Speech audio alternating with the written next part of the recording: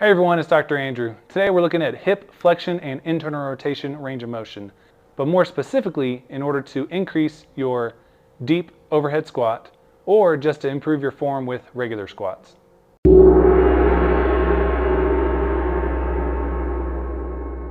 So when performing squats, our hip flexor muscles are actually being activated a lot. So what we're going to do is we're going to try to activate those muscles in a static position.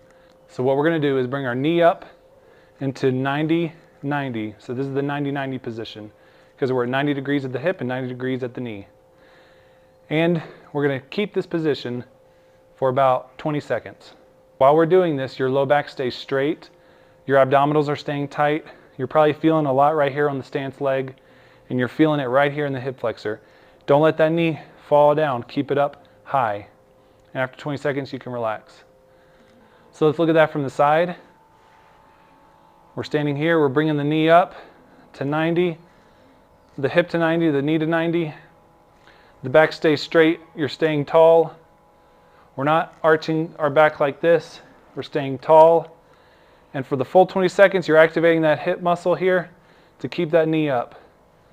And then after 20 seconds, you can relax. And we're going to repeat that 5 times on this side and then 5 times on this side. This next stretch is very important for the hips. Many people don't realize that with a deep squat, the hip actually has to go into some internal rotation in order to come up into flexion really high. So in order to improve your internal rotation, there's a few things that you can do to help with that. So what we're going to do is start on our bottom with our feet out in front of us, like this. And you're going to take one knee and drop it down like this, as far as you can towards the ground. And you should be feeling a stretch through here. You may even feel something in here. If you feel like a pinching feeling, then you can lean back a little bit more. So the more you are extended like this, the easier this stretch will be. And then you can do the other side. Now if you feel like this is pretty easy, you can always sit up a little taller and bring your hips a little more forward, and then you'll feel that stretch a lot stronger. So with this, try to stay about 10 to 15 seconds doing the stretch and then relax. And you want to do about 5 to 8 on each side. And again, this is really good stretch to increase that hip flexion, but also internal rotation range of motion, which again is going to be very key for you to be able to do squats correctly with proper form. So this simple stretch is just called knee to chest.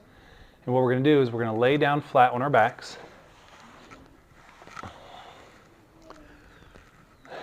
And now, in order to increase knee flexion and hip range of motion and flexion, we're going to bring our knee up like this, put your hands on top of your knee, and just pull towards your chest as far as you can.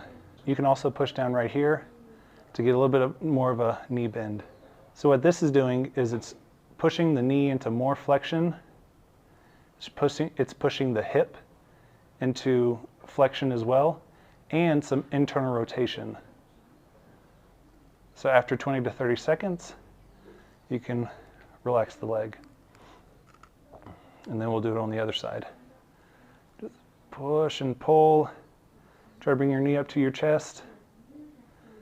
The rest of your body is relaxed.